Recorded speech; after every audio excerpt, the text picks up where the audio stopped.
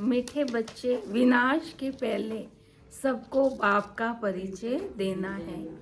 धारणा कर दूसरों को समझाओ, तब उच्च पद मिलेगा। आज का प्रश्न है, राजयोगी स्टूडेंट को बाप का डायरेक्शन क्या है? उत्तर है, तुम्हें डायरेक्शन है कि एक बाप का बनकर फिर औरों से दिल नहीं लगानी है। प्रतिज्ञा कर फिर पतित नहीं बनना है। तुम ऐसा संपूर्ण पावन बन जाओ जो बाप और टीचर की याद निरंतर बनी रहे। एक बाप से ही प्यार करो, उसे ही याद करो, तो तुम्हें बहुत ताकत मिलती रहेगी। ओम शांति। तो बाबा बोले, लक्ष्मी नारायण व राम सीता का वजीर नहीं सुना होगा, क्योंकि वह खुद सतो प्रधान पावन बुद्धि वाले हैं। फिर जब पतित बनते हैं तब राजा रानी एक वजीर रखते हैं राय के लिए।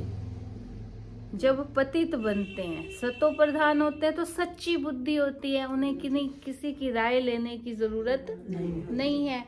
तमो प्रधान बनते हैं तो कहते हैं किसी अच्छे समझदार की राय लो, जिसका नॉलेज हो, है ना। तो बाबा कहते हैं अभी तो देखो अनेकों अनेक वजीर हैं। तुम बच्चे जानते हो यह बहुत मजे का खेल है। खेल हमेशा मजे का ही होता है, सुख भी होता है, दुख भी होता है। इस बेहद के खेल को तुम बच्चे ही जानते हो। इसमें रोने पीटने आदि की बात ही नहीं। गाते भी हैं, क्या गाते हैं? बीती सो बीती दुनिया किसने जीती। बीती सो कहने का भाव ये है कि बीती बातों को याद नहीं करना है। क्या सुना? बीती बातों को याद नहीं करना। और हम क्या करते हैं? क्या करते हैं? बीती सो बीती दुनिया किसने जीती। अपना आज संभालो, कल की चिंता मत करो। जो हुआ अच्छा हुआ। ड्रामा बिल्कुल एक्यूरेट बना हुआ है, ड्रामा में कहीं भी गलती नहीं है। तो बाबा कहते हैं ये नाटक तुम्हारी बुद्धि में है, हम इनके एक्टर्स हैं। हमारे 84 जन्मों का पार्ट एक्यूरेट अविनाशी है, जो इस जन्म में जो एक्ट करते आए हैं वही करते रहेंगे। आज से 5000 वर्ष पहले भी तुमको यही कहा था कि अपने को आत्मा समझो। गीता में भी अक्षर है, तुम जानते हो बरोबर आदि सनातन देवी देवता धर्म जब स्थापन हुआ था तो बाप ने कहा था, देह सहित देह के सब धर्म छोड़ अपने को आत्मा समझो और बाप को याद करो। मनमना भव का अर्थ तो बाप ने अच्छी रीति समझाया है, भाषा भी यही है।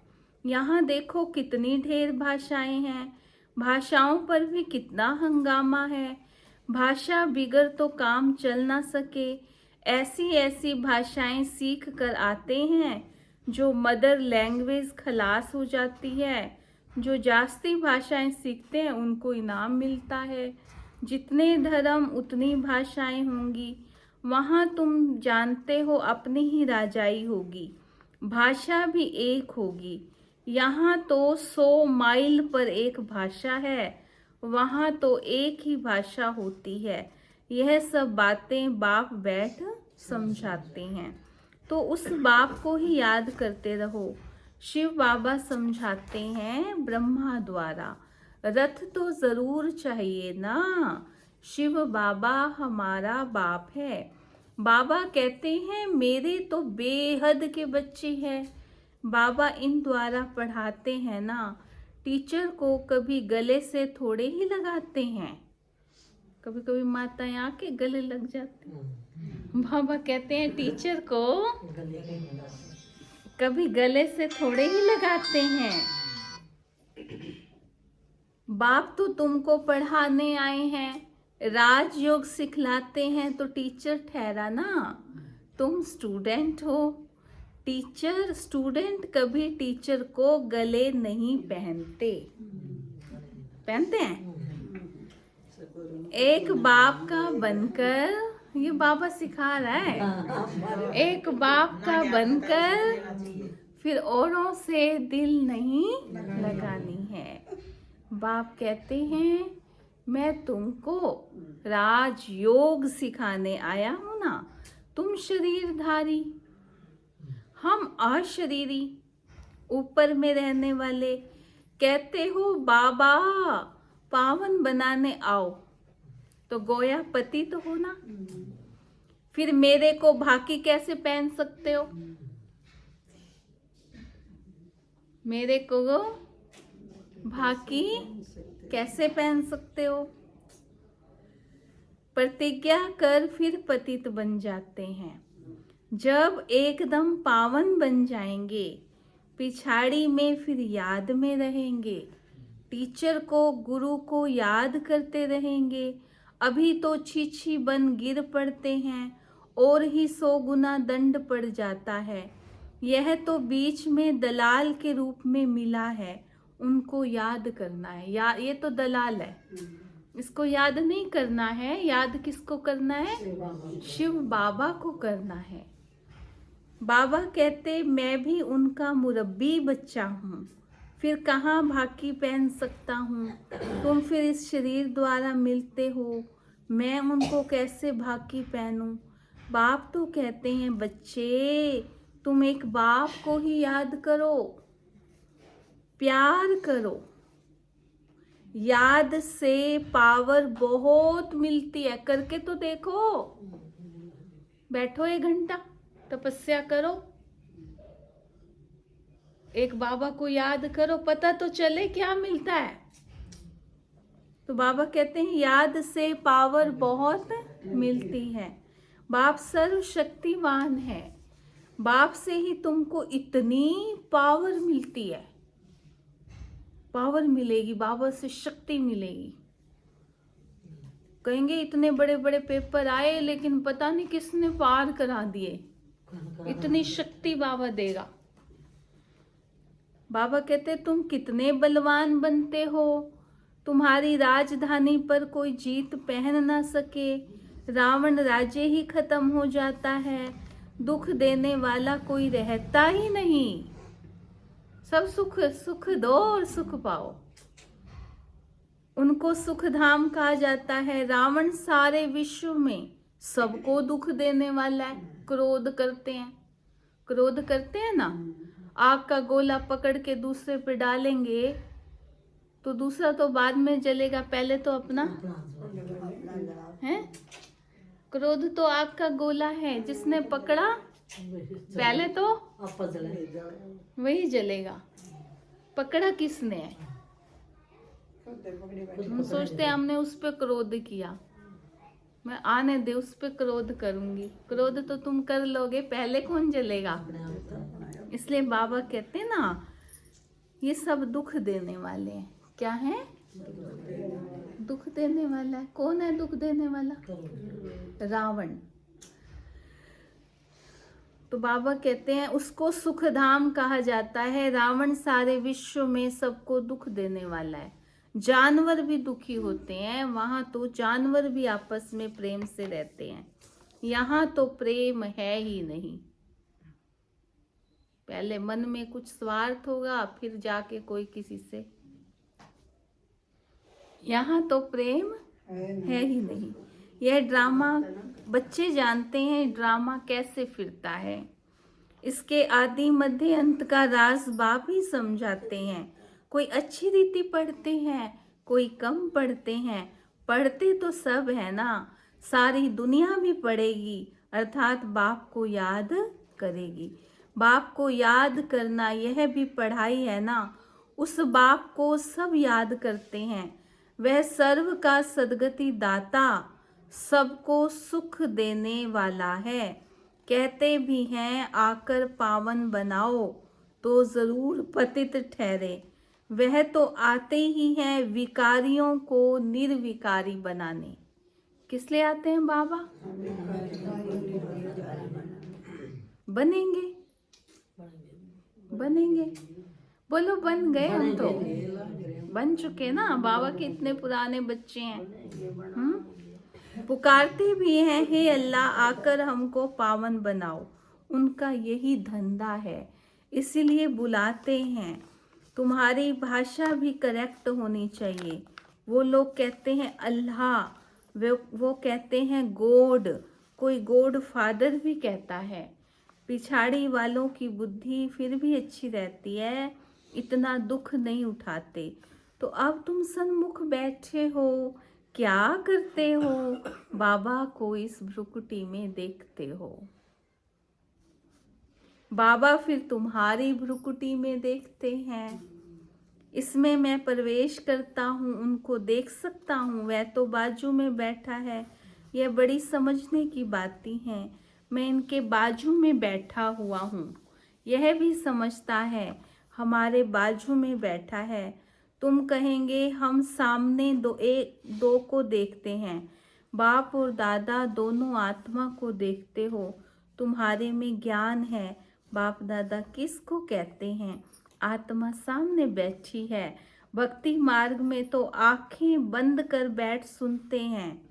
पढ़ाई कोई ऐसे थोड़ी ही होती है। टीचर को तो देखना पड़े ना। यह तो बाप भी है, टीचर भी है, तो सामने देखना होता है। सामने बैठें और आंखें बंद हों, झुटका खाते रहें। ऐसी पढ़ाई तो होती नहीं। स्टूडेंट टीचर को जरूर देखता रहेगा, नहीं तो टीचर कहेंगे यह तो झुटका खाते रहते हैं, यह कोई भांग पी कर आए हैं। तुम्हारी बुद्धि में है, बाबा इस तन में है। मैं बाबा को देखता हूँ। नशा नहीं है ना, मैं किसको देख रहा हूँ, कौन मुझे पढ़ा रहा है। ये नशा हो जाए तो नींद आ नहीं सकती। किसी लड़की का प्रेमी उससे मिलने आ जाए, वो सोएगी क्या? वो तो और ही सज धज के बैठेगी, और ही कुछ है ना। तो ऐसे ही हमें इतना नशा नहीं है कि हमारा जन्म जन्म का प्रीतम, जन्म जन्म का दिलवर, जन्म जन्म के दुखों से मिटाने वाला हमसे मिलने आया है। मैं उसकी वाणी सुन रही हूँ। ये नशा रहे तो हम भी थोड़ा। तो बाबा कहते हैं मैं बाबा को देखता हूँ। बाप समझाते हैं ये क्लास कॉमन नहीं है जो तुम आंख बंद करके बैठे हो। स्कूल में कोई आंख बंद करके बैठते हैं क्या? और सत्संगों को स्कूल नहीं कहा जाता। भले गीता पढ़ बैठ सुनते हैं, परंतु उसको स्कूल नहीं कहा जाता। वह कोई बाप थोड़े ही है जिसको देखें। कोई कोई शिव के भक्त होते हैं तो शिव को ही याद करते हैं, कान से कथा सुनते रहते। शिव की भक्ति करने वाले को शिव को ही याद करना पड़े। कोई भी सत्संग में प्रश्न उत्तर आदि नहीं होता है, यहाँ होता है। यहाँ तुम्हारी आमदनी बहुत है। यहाँ तुम्हारी आमदनी में कभी उबासी नहीं आ सकती। किसी को कोई पैसे देने वाले लोग लाइन में खड़े हों तो नींद आएगी?